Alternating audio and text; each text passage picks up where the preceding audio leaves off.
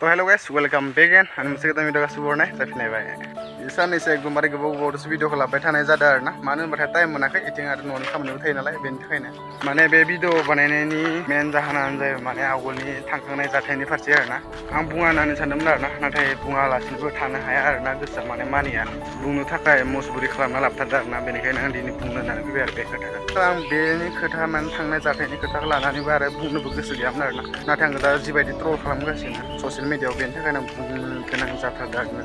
सानाबो हाबथारसिगोन आरोना बारा गोबाव गैला बेयाव फैना लाखाबाय आरोना आं खोथाखौ एकदमबारे क्लियारलि बुंनो थाखाय मानो बे खोथाया आरोना आवगोल जेनेबा आंनि हिन्जाव दंमोन ना जोंनाथ' जाथाय जाना थांनाया 6 मास 7 मासानो जाबाय आरोना जेनेबा आवगोलनि बुंनो गोनांबा एक्स वाइफखौनो बुंबायदि बुंनांसिगोन आरो ओमफ्राय दा गोबाङानो आंखौसो बुङो मानोना दायखौ गासैबो आंखौसो होयो आरो होखागोन दा जिबायदि आंखौ नुदों नालाय आंखौ बुंखागोन जेबो नङा बुं सानाबो जि बरियानो हाबथारसिगोन आरोना बेनि थाखायनो स्रां गोसोनि खोथाफोरखौ सावरायनोसै आङो ओरैबायदि आरोना आं दा फेसबुकआव आरो इन्स्टाग्रामाव ओमफ्राय आरो इउटुबाव जिखुनु पस्ट आरोना भिडिअआनो हो जेनेबा फट'आनो हो एकदमबारे ट्रल खालामसै आरोना आंखौ गाज्रि रावै बिराद बुङो जेबो नङा बुं आंनिफ्राय गाज्रि जेबो सानाबो ओमफ्राय बुङो दाबो नोंनि हिन्जावखौ लायनो थाङाखै गथ'खौ गोसोखाङाखै होननानै आरो गावनि गथ'खौलाय आरो गावनि फिसाजोखौ सोर गोसोखाङा जानो आरो आंनि फार्स्ट वाइफ मोनबोनो हायो आरो आंनि फार्स्ट बे फिसाजोंबो सोर गोसोखाङा जानो सोर गाज्रि कमेन्ट हरो नोंनि आखलानो गाज्रिमोन बेनिखायनो हिन्जाव खारजादो होननानै नाथाय नोंथांमोना सिगां आंखौ बेफोरबायदि जाय आंनि जेनेबा पुरना साबसक्राइबार बिसोर आंखौ सिनायो बिसोर आंखौ मिथिखायो गोदोनिफ्रायनो आं बेफोरबायदि पस्ट होदोंमोन नामा सिगाङाव आं बेफोरबायदि पस्ट सिगाङाव मालाबाबो होआखैमोन दा जाय गोदान भिउआर दा जाय गोदान साबसक्राइबार बिसोरसो आंखौ बेफोरबायदि बाथ्राखौ बुंगासिनो आरोना आखलानो गाज्रिमोन बेनिखायनो हिन्जाव खारजादो आरे आंनि आखला गाज्रिमोन ना मोजांमोन बेखौ नोंथांमोना सिगाङाव नुखादोंमोन आंनि भिडिअफोराव जोङो अनलायामोन आरो मानि थाखाय जादों होनबाथाय मेनलि बुंनो गोनांबाथाय आंनि हिन्जाव फायथ' जाखायाखै नालाय ना बिहाव बिखुनजोनि थाखाय जादों बेखौबो नोंथांमोना गासिबो मिथिखायो बेनो डाइरेक्ट बुंनो गोसो जाखायो दे ना आंनि आखला गाज्रि मोजांखौ नोंसोर रावबो आंनि न'आव फैनानै नायाखै आरो आंजों लोगोसे थाफानाबो नायाखै जुदि जाय आंखौ गाज्रि होनना सानो आंजों थाफानानै नाय आंजों लोगो जानानै नाय अब्लानो मिथिगोन आंनि स्वभाबा गाज्रि ना मोजां बे नङा जे जेनेबा ससियेल मिडियाआव गोदै बुङो रियेल लाइफआव माबोरै ओंखायनो रियेल लाइफआव नायफै आं आरो ससियेल मिडियाआव दिनैसिम गोदै बाथ्रा बुंफेराखै बेफोरबायदि जाय आंनि दुखुनि समाव आंजों लोगोसे गैयाना बे आंनि सुखुनि समावबो थाफानो थाखाय जेबो गोनांथि गैया होनना सानो आरोना आङो जाय मानसिया हौवानि एक्सिडेन्ट जानाय समावनो हौवाखौ नायनो थाखाय फैयाखै जाय मानसिया दिनैसिम खबरखौनो जेबो लाया एक्सिडेन्ट जानाय समावनो आरो केयार लानो गोनां हिन्जावनिसो खामानि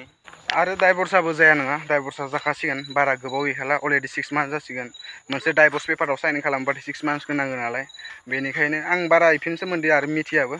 बेफोरबायदि डाइभर्सनि सोमोन्दै आरो फार्टिलाइफ बिसिनायनि फारसेबो आं जेबो मिथिया दिनैसिम मानो होनबाथाय बिसिफेराखै नालाय बेसे गोबाव नांगौ बेसे गोबाव नाङा नायनोसै बेसे सम नांगौ मेन खोथाया बेनो जाहैबाय आं सोरखौ लागोन सोरखौ लाया आं सोरजों थागोन सोरजों थाया बे आंनि लाइफ आरोना डिसिजन आं खालामगोन नोंसोर खालामनो जेबो गोनांथि गैया आरो नोंसोर हेटार्सफोरा आंखौ नायनो बायोबा मानो नायोलै नायनोनो नाङा नोंसोर आंखौ फेसबुकआनो जा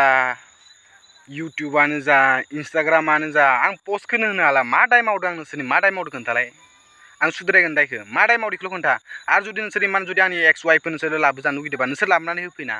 आंनि मोजां गाज्रिखौ आं समाधान खालामगोन नोंसोर समाधान खालामनो गोनां जेबो गोनांथि गैया जेनेबा नोंसोर बुंबाय थायो नालाय मानो थाखाय लायाखै मानो थाखाय लायाखै आं दानोबा मेन रिजनखौ खोन्थानोसै आं लायनो थाङिनि मेन रिजनखौ खोन्थानोसै आरोना जाय मानसिया अलरेडि जानि न'खरखौ सिगाङावनो इमान सिलिंखार खालामलांबाय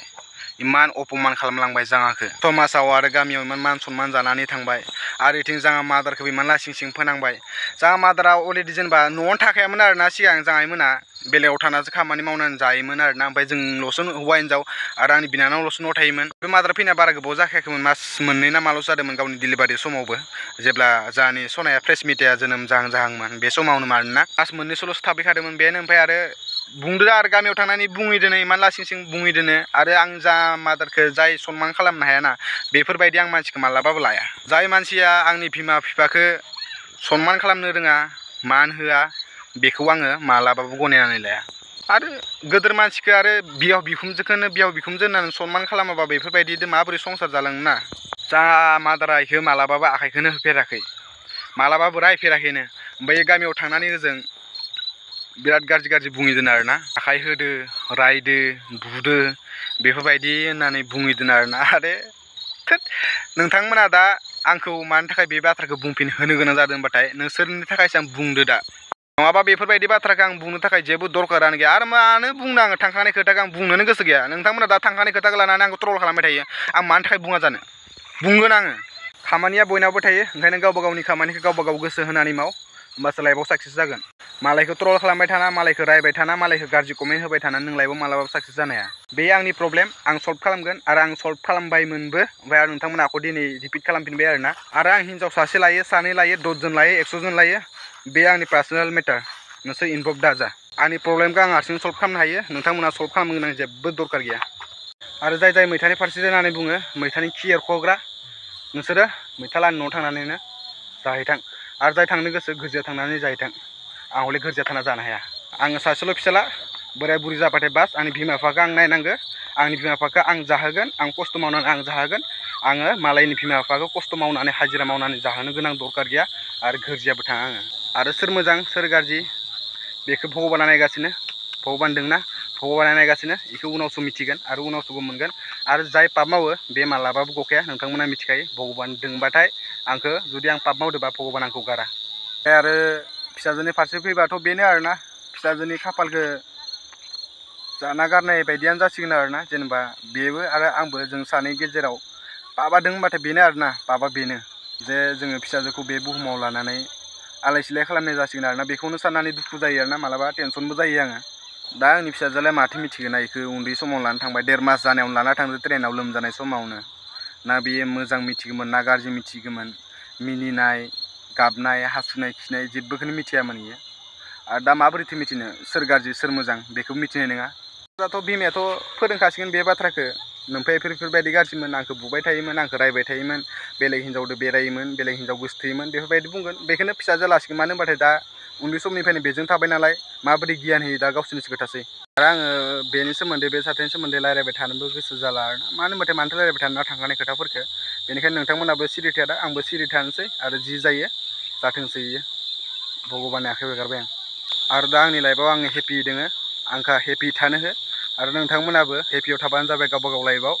दा नोंसोरो जेरै दोङो बिदि थाबानो जाबाय आरो आसा खालामो आंनि हेटार्सफोराबो गासिबो मोजाङैनो थागोन होननानै आरोना आरो आं रावखौबो गाज्रि बुंनोबो थाङा आरो आं रावखौबो गाज्रि मोना आरो आंखौ गाज्रि मोननायाबो मोनबाय थाथों आंखौ जाय गाज्रि मोनो आं बेखौबो मोजांसो मोनगोन न'आव मोनफैबाय आरोना आङो ओमफ्राय बे टपिकनि सोमोन्दै बारा रायलायबायबो थानो गोसो गैला आङो आरो रायलायनोबो सानला आरोना नोंथांमोनाबो आंखौ एकदमबारे सान्थि थानो होदो आरोना आं आंनि लाइफआव जेरै थानो गोसो बेफोरबायदि थानो होबानो जाबाय आरो बेफोरबायदि आरो कमेन्ट हरबाय थाबाथाय आरो अबावथ' भिडिअ बानायनो गोसो जानो ना भिडिअखौथ' बानायनो गोसो जाखाया आरो डिमटिभेटबो जायो आरोना नोंथांमोना सापर्टसो खालामनांगो आरो डिमटिभेटसो खालामबाथाय अबाव जानो ना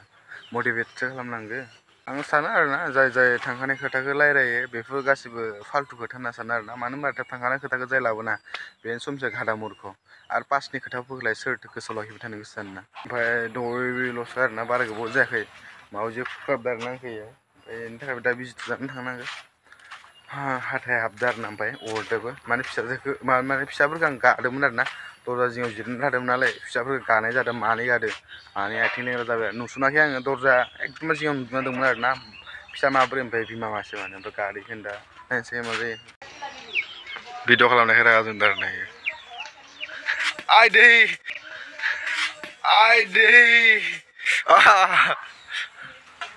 खुबिलाय खुबिलाय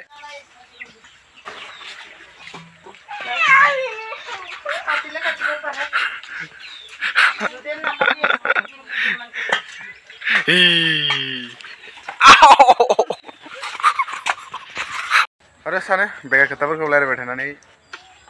रायलायनो गोसो गैया नोंथांमोननि थाखाय रायलायनो गोनां जादों आरोना लाइफआव आंखौ आवगायलांनो होदो आरो लाइफआव बादा दा खालामसै आरो लोगोफोर भिडिअखौ बारा गोलाव खालामबाय थाला आरो माथो रायलायनो दङ आरोना नोंथांमोना भिडिअखौ जिमान हायो बे भिडिअखौ शेयार खालामना होबानो जाबाय जाहाथे गासिबो गम मोनजोबो आरोना शेयार खालामालासिनो दा बे भिडिअखौ मानो होनबाथाय बेलेग ब्लग भिडिअफोरखौ शेयार खालामाबो जागोन मानो होनबाथाय ब्लग भिडिअ नङा नालाय नोंथांमोना जिमान हायो शेयार खालामना होबानो जाबाय जाहाथे गासिबो मानसिनि खाथियाव बे भिडिअआ मोनहैयो आरोना बेनि थाखायनो बाय बाय